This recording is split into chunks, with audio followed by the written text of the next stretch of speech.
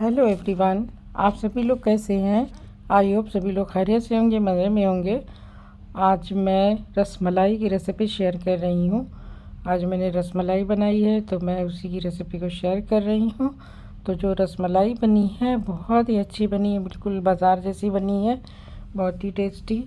तो चलिए इस रेसिपी को शुरू करते हैं। तो इसके लिए मैंने 2 लीटर दो जगह उबलने के लिए रखा हुआ है। तो ये 2 लीटर जो है इसका मैं छेना बनाऊंगी और 1.25 लीटर दूध का मुझे रबड़ी बनानी है, जो लास्ट में जिसमें हम जो रसगुल्ले पहले की तरह बनाते हैं फिर उसको डिप करते हैं। तो दूध उबल रहा है, दोनों ही दूध एक साथ उबलने को रख दिया है। और ये जो हमें छेना बनाना है तो ये देखिए उबलने लगा है बहुत तेज़। तो इसमें मैंने थोड़ी सी फिटकरी का पाउडर डाला है, ये फिटकरी पिसी हुई है तो इसे मिला दिया है। और फिटकरी से बहुत ही अच्छा फटता है। मैं तो इसी तरह से दूध को फाड़ती हूँ रसगुल्ले के लिए या पनीर के लिए। तो इसको थोड़ी देर इसको डाल के थोड़ी देर पकने देंगे। तो अब ये धीरे धीरे देखिए थोड़ा सा और मैंने मिला दिया, थोड़ा सा अभी कम फट रहा है, थोड़ा सा कम है। तो अब ये जब ये थोड़ी ज़्यादा सी क्वांटिटी, ये लगभग छोटे छोटे 2 चम्मच में 1 चम्मच मैंने डाल रखा है, उसका जब 1.5 से 2 चम्मच हो गया तो फिर ये बहुत तेज़ी से फटने लगा। अब ये देखिए अब ये बिल्कुल फट चुका है, ये बिल्कुल हमारा छेना फट चुका है। और अब हम इसे तेज़ आंच पे इसको थोड़ी देर पकाएंगे तो ये बिल्कुल फट जाएगा और पानी अलग हो जाएगा, छेना अलग हो जाएगा। तो अब ये देखिए ये बिल्कुल एकदम अलग हो चुका है। अब इसे हमको छान लेना है। तो उसके लिए मैं एक छलनी में इसको छानूंगी और इसके पानी को हम किसी भी चीज़ में इस्तेमाल कर सकते हैं। आटा गूंदने में भी बना सकते हैं, इस्तेमाल कर सकते हैं, सादा चावल भी इसे पका सकते हैं। तो क्योंकि इसमें दूध की सारी जो न्यूट्रिशंस होते हैं सभी कुछ होते हैं। और अगर आप इसके अलावा अगर आप ये दोनों काम ना करें तो आप इसे पेड़ पौधे गमले में डाल दें तो पौधे में ये काम आएंगे। तो अब इसे मैंने देखिए इस तरह से मैंने छन्नी में छान लिया है, छन्नी में रख दिया है। अब इसे मुझे छानना है। तो इसको अब हम इतना अच्छी तरीके से छानेंगे कि इसमें बिल्कुल भी पानी ना रहे, बिल्कुल पानी बहुत ही अच्छा सा हमें निचोड़ देना है। तो इसे मैंने पानी छानने के लिए रख दिया है, थोड़ा ठंडा भी हो जाएगा। उसके बाद फिर हमें इसे मसलना होगा। अब इसमें चीनी डाल देनी है। तो मैंने देखिए ये हमने जो मैंने नाप लिया है वो 250 ग्राम का 1 कप है, और 250 ग्राम फिर आधा, तो इतना मैंने चीनी डाली है और इसका दोगुना पानी डाला है। तो इसका मैंने 3 प्याला भर के मैंने इसमें पानी डाला है। ये इसका मेजरमेंट का ये हमारा नापने वाला देसी स्टाइल है। तो अब हम चाशनी को पकने के लिए रख देंगे। चाशनी बिल्कुल पतली होगी, बिल्कुल भी गाढ़ी नहीं होनी चाहिए, क्योंकि ये जो छेना है हमें इसे बिल्कुल जैसे हम रसगुल्ला बनाते हैं उसी तरह से हमें इसको भी बनाना होगा। और तेज़ चाशनी में और तेज़ उबलती हुई चाशनी में और पतली चाशनी में हमें छेने को पकाना होगा। तो अब देखिए छेना को मैंने इस तरह से छन्नी में करके रख दिया था। तो पानी एक्स्ट्रा दबा दबा के इसको निकाल लेते हैं, पानी बिल्कुल नहीं होना चाहिए। तो बहुत ज़्यादा भी पानी नहीं निचोड़ना है, थोड़ा सा उसमें लिक्विडिटी बनी रहे, कि जैसे नहीं तो वो बहुत ही ड्राई उसमें खूजा जैसा हो जाता है टेस्ट। तो इसलिए जो है पानी इसको बिल्कुल निकाल दिया मैंने। हल्का सा प्रेस कर करके इसके पानी को निकाल देते हैं। और एक्स्ट्रा पानी अब थोड़ा सा उसमें थोड़ा सा मॉइस्चर में मेंटेन रहना चाहिए।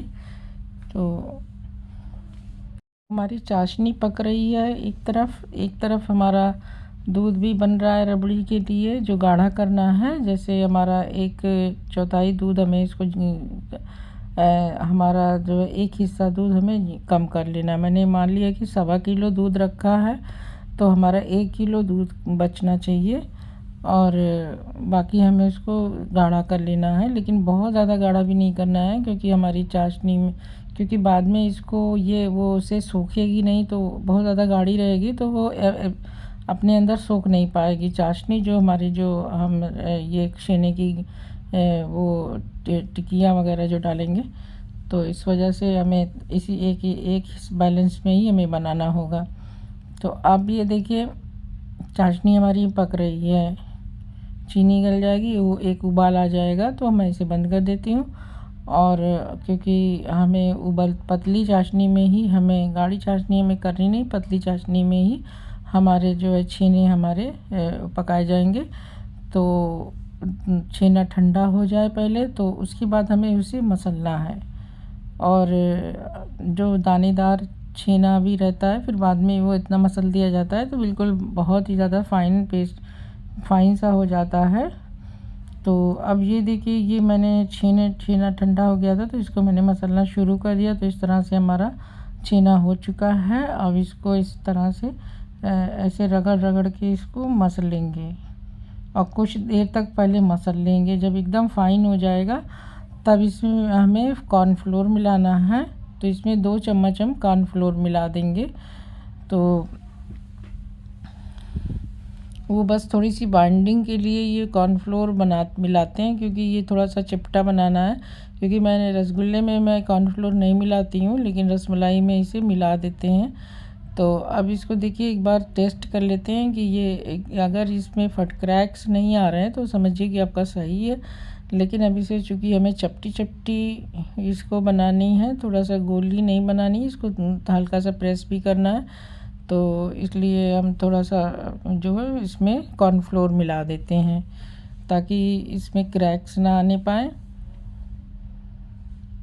तो इस तरह से हम मसल के इसको एकदम बिल्कुल फाइन सा डो तैयार करेंगे और बहुत ही सॉफ्ट सा, बहुत ही फ्लफी सा डो बनेगा। और क्योंकि ये जब हमारी चीनी में पकेगा चाशनी में तो ये फूल के डबल हो जाएगा। तो ये अब बिल्कुल बन के तैयार हो गया है। तो अब हम थोड़ी सी रसमलाई की जो रबड़ी है उसकी तरफ भी देख लेते हैं कि क्या चल रहा है। तो ये देखिए दूध इस तरह से थोड़ा गाढ़ा हो गया है, काफ़ी दूध जल चुका है इसका, मतलब 250 ग्राम से ज़्यादा दूध हम इसको जला देंगे तो एक गाढ़ा सा एक लिक्विड फॉर्म तैयार होगा। और अब इसमें थोड़ी सी हम इलायची का पाउडर डाल देते हैं। इलायची मैं ताज़ी इलायची तो कुटा के डालती हूँ तो इससे खुशबू अच्छी रहती है। और इसके बाद हम इसमें देखिए 2-3 चीज़ें में मिलानी होगी। तो सबसे पहले मैंने इलायची मिला दिया, फिर इसके बाद हमें थोड़ा सा फूड कलर मिलाना है। तो ये देखिए ये मैंने जो कलर मिलाया है तो ये ऑरेंज वाला कलर है। तो इसमें ये कलर ठीक नहीं लग रहा है, तो जो ये पुलाव वाला कलर है तो इसमें मुझे लेमन कलर मिलाना पड़ेगा। तो मैं इसमें लेमन कलर मिला दूँगी। और ज़ाफ़रान अगर कि आपके पास हो तो ज़ाफ़रान मिला दें, मेरे पास ज़ाफ़रान नहीं है तो मैं इसीलिए ज़ाफ़रान नहीं मिला रही हूँ। अब इधर देखिए हमारा छेना बिल्कुल एकदम मैश होके तैयार है। अब इसमें मैंने तकरीबन 2 चम्मच मैंने इसमें कॉर्नफ्लोर मिलाया है। 1 चम्मच पहले डाला था, फिर आधा डाला, फिर आधा डाली, तो ये 2 चम्मच हमारा कॉर्नफ्लोर हो चुका है। और इसे मिला के हम इसे अच्छा सा हम डो तैयार करेंगे। और इससे क्या होगा कि ये हमारे क्रैक्स के एकदम चांस ख़त्म हो जाएंगे, और जो चपटा करने से हो सकता है क्रैक्स आ जाते। तो अब इस डो को हम इसको रेडी कर लेते हैं। और अब इसको हमारा डो बन के तैयार हो गया। अब इसकी हमें गोली बना के इसको हल्के से प्रेस कर देना है, चपटा टिक्की के शेप में हमें इसे बना लेना है। क्योंकि रसमलाई हमारी थोड़ी सी इसी शेप की रहती है। तो इस तरह से हम सारे जितना भी हमारा डो है इसको बना के रेडी कर लेना है एक एक करके। तो देखिए इस तरह से गोल करेंगे और चपटा कर देंगे, गोल करके चपटा कर देंगे इस तरह से। अब इस तरह से हम सारी इसकी टिक्की के साइज़ की इसकी सारी गोलियां बना के रख लेंगे। एक बार गोल बनाएंगे फिर इसको चपटा कर देंगे। इस तरह से हम रेडी करके रख लेंगे। और हमारी देखिए चाशनी जो है वो ऑलरेडी बॉइलिंग पे थी, पक रही थी, जिसे मैंने बंद कर दिया था। तो इसको मैंने दोबारा पकने के लिए, गर्म करने के लिए रख दिया। क्योंकि जो हमें ये डालना है छेने की जो गोलियां हैं, इसे हम बिल्कुल खोलते हुए खौलती हुई चाशनी में डालना है। तो इतनी देर में उसको मैंने गैस को ऑन कर दिया है और वो उबलने पे आ चुकी है, बॉइलिंग पॉइंट पे है। तो ये हमारी गोली भी बन के तैयार हो चुकी है। तो ये देखिए, ये हमारा लास्ट का चल रहा है। तो सारी गोलियां इस तरह से मैंने ये बना के रख ली है। और अब ये हमारी देखिए चाशनी बिल्कुल उबल रही है और इधर ये हमारी रबड़ी भी पक रही है, बिल्कुल गाढ़ी हो चुकी है। और इसमें मैंने इलायची डाली है और दूध को गाढ़ा कर लिया है। और इसमें थोड़ा सा ड्राई फ्रूट्स को, इसमें काजू बादाम और पिस्ता, ये तीनों चीज़ें हैं, इसे हमने ग्रेट करके बारीक बारीक इसमें मिला दिया है। और अब इसको हम थोड़ी देर चलाएंगे और इसे पकाते रहेंगे। अब इसमें क्या होगा ना कि दूध के साथ जब मेवा डाला जाता है तो ये फूल आता है, पक जाता है। अब ये देखिए, ये हमारी चाशनी कितनी तेज़ी से उबल रही है। अब इसी उबलती हुई चाशनी में हम सारी टिक्कियों को डाल देंगे, जो कि हमने छेने की गोलियां बना रखी है, और इसे फटाफट हम एक एक करके डालते जाएंगे। तो ये देखिए, ये बिल्कुल उबलती हुई चाशनी में मैंने डाला है। इसमें कुछ भी क्रैक भी नहीं आया, ना कुछ भी बिखरा है, ना कुछ भी नहीं है। एकदम बिल्कुल फर्स्ट क्लास ये उसमें पक रही है। और इस तरह पकते पकते ये इसमें चाशनी सोखेगी और ये फूलने शुरू हो जाएगी और फूलने लगी है। तो इस तरह से हम फटाफट इसको सारी गोलियों को डिप करते चले जाएंगे एक एक करके। तो इसे हमें देखिए, एक ख़ास बात का ध्यान रखना बहुत ज़रूरी है कि जब भी हम रसगुल्ला बनाएं तो ये रसगुल्ले का आधा पार्ट तो हमारा रसगुल्ले का ही होता है रसमलाई में। तो बिल्कुल एकदम उबलती हुई चाशनी में पकाना होता है, पतली चाशनी और बहुत ही तेज़ उबलती हुई। तो कभी भी ये फटेगी नहीं और छेना बिखरेगा नहीं, तुरंत बंध जाएगा। और उसके बनने के बाद फिर ये फूलना शुरू हो जाता है। तो उसके बाद भी 5 मिनट के बाद हम आँच को धीमा करेंगे। जो हमारा फ्लेम है अभी हमारी हाई फ्लेम पे पक रही है। उसके बाद फिर हम फ्लेम को लो करेंगे और तकरीबन 10 मिनट तक हम इसमें इसी तरह से पकाएंगे। एक बार 5 मिनट हाई फ्लेम पे, 2 से 3 मिनट हम मीडियम फ्लेम पे और 2-3 मिनट हम लो फ्लेम पे। तो ये हमारी सारी गोलियां पड़ चुकी है इस तरह से। देखिए, अब इसे हम ढक्कन लगा के उबलने के लिए रख देंगे।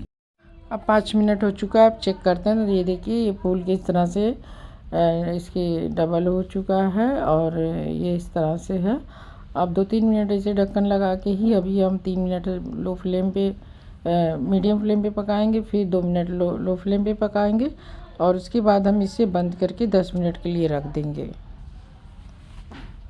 तब देखिए, दोबारा हम एक बार खोल ले रहे हैं। 3 मिनट हमने पका लिया है।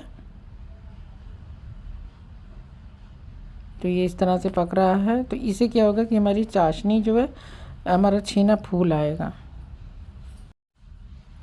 और अब इसे ढक्कन लगा के रख दिया है और इसे बंद कर देंगे। अब देखिए, मैंने इसमें येलो कलर का फूड कलर मिला दिया है। मेवा डाल चुके थे और ज़ाफ़रान था नहीं, तो इसलिए ज़ाफ़रान का इस्तेमाल नहीं किया है।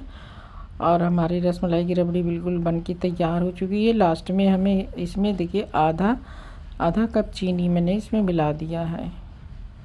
ये हाफ़ कप चीनी है और इसको हम पका लेंगे। गाढ़ी ऑलरेडी है, बस चीनी घुल जानी चाहिए। तो ये हमारी रबड़ी बनके तैयार हो चुकी है। और अब इसे हमें जो है एक बात का ध्यान रखना ये है कि अगर हमारी रबड़ी या फिर जो हमारे रसगुल्ले हैं, दोनों में से एक चीज़ गर्म होनी चाहिए, एक चीज़ ठंडी होनी चाहिए। तब ये जो है सोखेगी, दूध में दूध को एब्ज़ॉर्ब करेगी, जो ये हमारी रबड़ी है।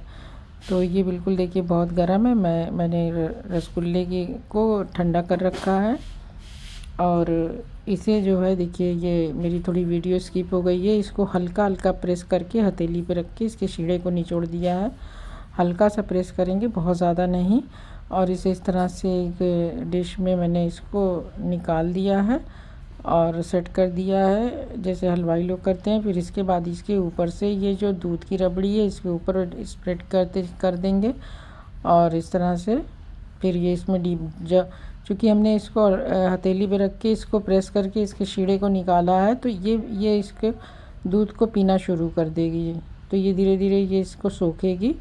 तो इसको थोड़ा ज़्यादा ही मैंने ऊपर डाला है ताकि अच्छे से इसमें वो दूध अंदर तक चला जाए।